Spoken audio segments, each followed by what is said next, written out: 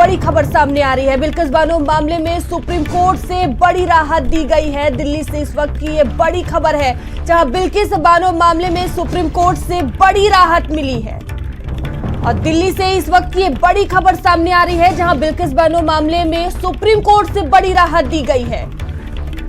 तो मामले में सुनवाई हुई है और मामले के बाद सुप्रीम कोर्ट की तरफ से बड़ी राहत मिली है। दिल्ली से ये बड़ी खबर है, जहां बिल्किस बानो मामले में सुप्रीम कोर्ट से बड़ी राहत मिली है।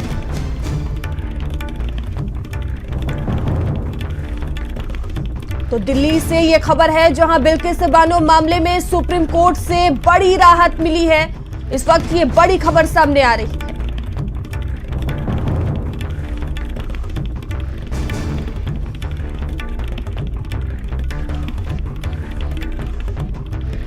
सुप्रीम कोर्ट से गुजरात सरकार का फैसला, जहां पीड़िता की याचिका सुनवाई योग्य सुप्रीम कोर्ट की तरफ से कहा गया है। मामले में दोषियों की रिहाई का आदेश निरस्त किया गया है। तो ये बड़ी खबर है दिल्ली से, जहां बिल्किस बानो मामले में सुप्रीम कोर्ट से बड़ी राहत मिली है। तो सुप्रीम कोर्ट ने गुजरात सरकार का फैसला पलटा है। दिल्ली से यह खबर है, जहां पीड़िता की याचिका सुनवाई योग्य है, सुप्रीम कोर्ट ने कहा है। मामले में दोषियों की रिहाई का आदेश निरस्त किया गया है। अपराध रोकने के लिए सजा दी जाती है, सुप्रीम कोर्ट की तरफ से कहा गया है। तो बिल्किस बानो मामले में सुप्रीम कोर्ट से बड़ी राहत मिली है।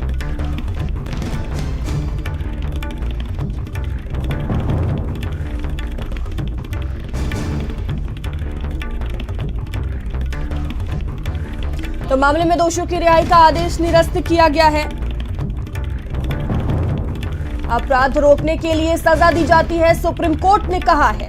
तो बिल्किस बानो मामले में सुप्रीम कोर्ट से बड़ी राहत मिली है और दिल्ली से यह बड़ी खबर है, जहां सुप्रीम कोर्ट ने गुजरात सरकार का फैसला पलटा है। तो पीड़िता की याचिका सुनवाई योग्य है, सुप्रीम कोर्ट की तरफ से कहा गया है।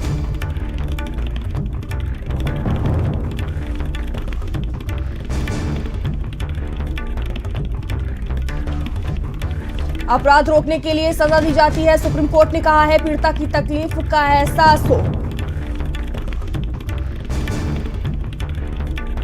और दिल्ली से संवाददाता दीपक झा हमसे जुड़ चुके हैं। दीपक, बिल्किस बानो मामले में सुप्रीम कोर्ट की तरफ से बड़ी राहत दी गई है, क्या कुछ पूरी जानकारी इसको लेकर? जी बिल्कुल, बता दें आपको कि जिस तरह से बिल्किस बानो मामले को लेकर के इतने लंबे समय से लड़ाई चल रही थी और सुप्रीम कोर्ट में जब इसकी सुनवाई शुरू हुई, तो जो न्यायमूर्ति नागरत्ना है, उनका साफ तौर पे कहना है कि ये जो फैसला है वो राज्य सरकार के मतलब राज्य सरकार के अंदर नहीं आता है। तो राज्य सरकार माफी का आदेश पारित कैसे कर सकती है?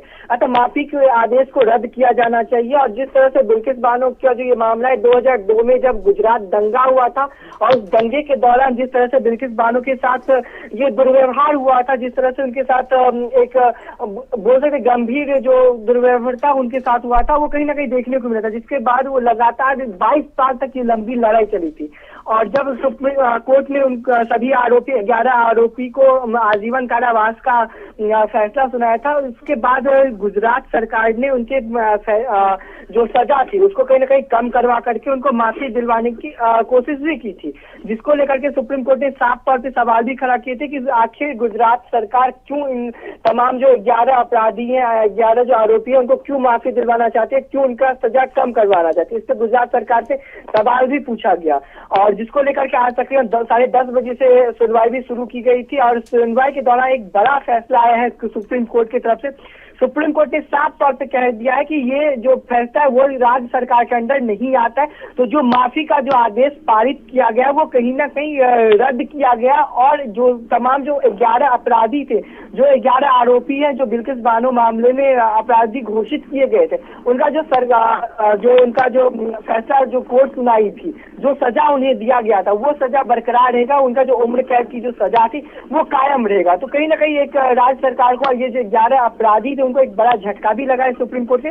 वहीं न्यायमूर्ति नागरत्ना ने साफ तौर पे कहा है कि ये जो गुजरात एचसी ने 437 सीआरपीसी के तहत जो उनकी जो याचिका है उसको खारिज कर दिया गया। प्रतिवादी संख्या जो 3 है, उन्होंने साफ तौर पे कहा गया जो प्रतिवादी संख्या 3 है वो समय से पूर्व रिहाई का जो आवेदन महाराष्ट्र में दायर किया गया था, जो ये याचिका आई थी कोर्ट में कि जिस तरह से उनका जो माफीनामा सामने आया था, जिस तरह से तमाम 11 आरोपी है उनको कोर्ट से रिहा दिया गया था, इस पे सवाल खड़ा करते हुए आज कोर्ट ने एक बड़ा फैसला भी दिया है और उन तमाम जो 11 आरोपी हैं उनका वो जो माफीनामा वो खारिज किया गया और जो उम्र कैद की जो उनकी सजा थी उसे बरकरार रखा। और कहीं ना कहीं सरकार को भी एक नोटिस कह सकते हैं या फिर राज्य सरकार पे भी एक सवाल खड़ा किया कि आखिर क्या जरूरत थी जो इन इतने बड़े अपराधी को, जो ये 11 अपराधी है जो आरोप करता है, इनको क्यों राज्य सरकार माफी दिलवाना चाहती थी, क्यों बड़ी करवाना चाहती थी।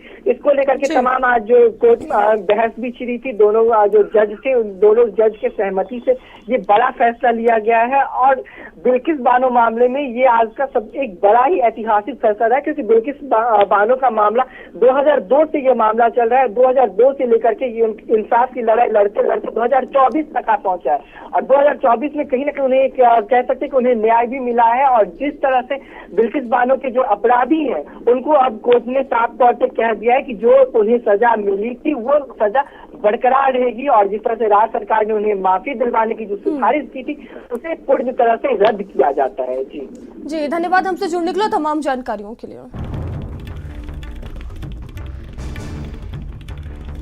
और चलिए आगे बढ़ते हैं।